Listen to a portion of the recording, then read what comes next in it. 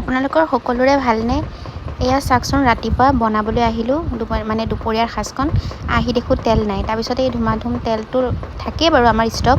তাৰপিছতে এই তেলটো কাটি লৈ আগতে ভৰাই ল'লোঁ। এয়া চাওকচোন, তেলটো ভৰাব লৈছোঁ, আকৌ সেইটো পূৰা ভৰ্তি হৈ গ'ল যে, আৰু বাকীখিনি থ'বৰ কাৰণে বেলেগ এটাত আকৌ অজৰাই লৈছোঁ এইখিনি। আৰু মোৰ ল'ৰাটো দেখিছে পিছে পিছে কেনেকৈ মোৰ পিছে পিছে ঘূৰি থাকে আহি পেলাই। আজি বজাৰৰ পৰা গৈ পেলাই মাছ আনিলোঁ। মাছখিনি মাছখিনি আগতে হালধি চালধি দি নিমখ আকৌ সন্মুখত বিচাৰিয়ে নাপাওঁ কোনো দিনাখনো। নিমখকণ দি ল'লোঁ। লৈ পেলাই আজি ৰেচিপি ভিডিঅ' এটাই আৰু কি ৰেচিপি আপোনালোকেতো জানেই, আপোনালোকে ঘৰত আৰু বনাই নাখায়নে। মই আৰু নিজৰ মতে দিছোঁ আৰু চাওক মাছকেইটা। তাৰপিছত চাওক, মোৰ আকৌ এটা অভ্যাস, বাৰে বাৰে খালি হাত ধুই থকা। মই আকৌ বিৰাট অশান্তি পাওঁ, হাতত কিবা এটা লাগি থাকিলে বিৰাট অশান্তি পাওঁ। চাওক, আৰু মোৰ গৰমত চাওক বাৰে বাৰে ঘামি যাওঁ। আৰু ইফালে ভাতটো বহাই দিলোঁ। ইফালে আকৌ আজি তিতা কেৰেলা ভাজি, জিকা আলু দি মাছ দি বনাম আৰু মাছখিনি ভাজি দিলোঁ, ভাজিব ল'লোঁ। আৰু তাৰপিছত চাওক, মই এটা যোগাৰৰ এটা ফিল্টাৰ বনাইছোঁ। চাওকচোন, ঘৰত ফিল্টাৰটো বনাই লৈছোঁ নিজেই। তলৰটো আকৌ কিনি লোৱা দেই, বাহিৰত থাকিলে পোক পৰুৱা থাকে ন, সেইকাৰণে ঘিণ লাগে আৰু পোক পৰুৱা যদি পৰি যায়। তাৰপিছতে চাওক, অমিতা গছজোপা যে লাগা নাছিল অমিতা, লাগি আছে আকৌ নতুন কৰি অমিতা গছটোত অমিতা। তাৰপিছত আপোনালোকক আৰু এটা বস্তু দেখাওঁ। এই মাজতে যে আপোনালোকক কৈছিলোঁ লেচেৰামাহ লাগিলে দেখামনে। চাওক, ক'লা লেচেৰামাহডাল। আৰু কি এইবিলাক পোকবিলাক এই বৰষুণ দিলে যাবগৈ বাৰু, এই পোকবিলাক লাগি আছে। ইফালে মই মাছটো বহাই থৈ গৈছিলোঁ, মাছকেইটাও হৈ গ'ল। তাৰপিছত ইফালে আকৌ তৰকাৰীখিনি বোলো বহাই দিওঁ। পিঁয়াজকণ দি দিলোঁ। আগতে তৰকাৰী মই আকৌ কি কৰোঁ, মাছ চাছটো ভাজি লৈ বেলেগ যি কাম থাকে এইখিনি আগতে কৰি লওঁগৈ। ভাবিছোঁ বেলেগ একো কাম নাই যে, আপোনালোকক বস্তুখিনিয়ে কৈ দেখাওঁগৈচোন। তাৰপিছত ইফালে আকৌ হালধি গুড়াখিনি যি জলকীয়া গুড়া, জিৰা গুড়া যি লাগে এইখিনি আগতে মিক্স কৰি লৈছোঁ। আৰু নহ'লে এনেকৈ ডাইৰেক্ট দি দিলে জ্বলি যায়গৈ। সেইকাৰণে মই আজি আকৌ সেইদিনাখনৰ মোৰ এনেকুৱা হৈছিলে। বনাব লৈছোঁ, এনেকৈ কেমেৰাত ধৰি ৰাখিছোঁ এটা হাত দি, ইফালে জলকীয়া গুড়ি হালধি গুড়িখিনি এইবিলাক যি লাগে দিলোঁ।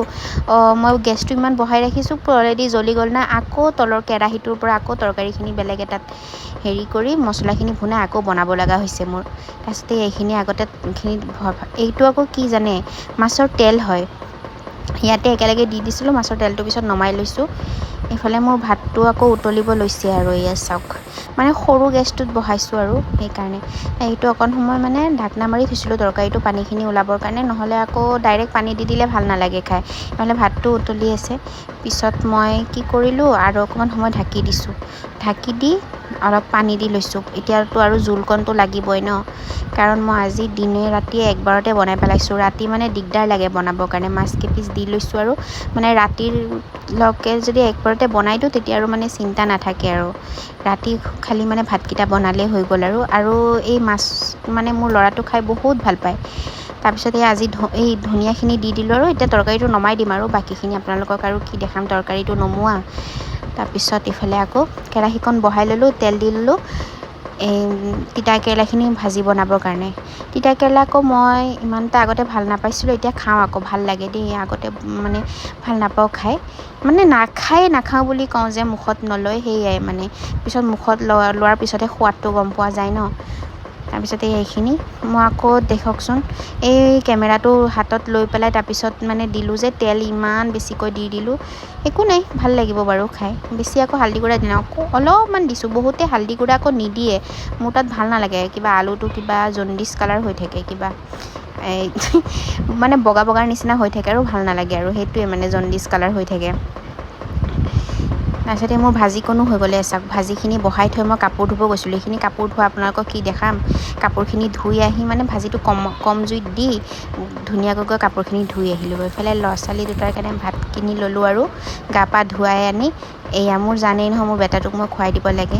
সি আকৌ খায়ো আছে, সি আকৌ হাঁহিও দিছে। ভাবি আছে, সি ভিডিঅ' কল কৰি আছে তাৰ পাপাৰ লগত। সি ভাবিছে তাৰ পাপা আছে লগত, সেইকাৰণে হাই পাপা বুলি সি হাই দিলে।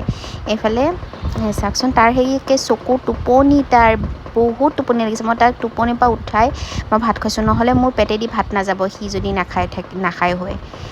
পূৰা টোপনি তাৰ। তাক খোৱালোঁ, খায়ে চাওকচোন তাৰ মানুহটোৰ অৱস্থা কেনেকৈ গৈ শুইছে। আজি ভিডিঅ'টো ইয়াতে সামৰণি মাৰিলোঁ।